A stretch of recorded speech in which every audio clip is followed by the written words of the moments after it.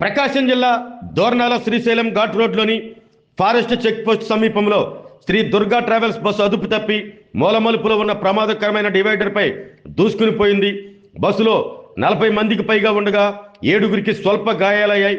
Bus divider పైన ఇంకొంచెం ముందుకు వెళ్లినా లోయలో పడి పెను ప్రమాదం సంభవించేది. బస్సులోని వారికి ఏమీ జరగకపోవడంతో వారంతా ఊపిరి పీల్చుకున్నారు. విశాఖపట్నంకు చెందిన వీరు భవానీ దీక్షలను విజయవాడ అమ్మవారి దేవాలయంలో విరమింపచేసుకుని శ్రీశైలంలోని మల్లన్న స్వామి దర్శనం కోసం వెళ్తుండగా వీరు ప్రయాణిస్తున్న బస్సు ప్రమాదానికి గురైంది. ड्राइवर कहाँ है?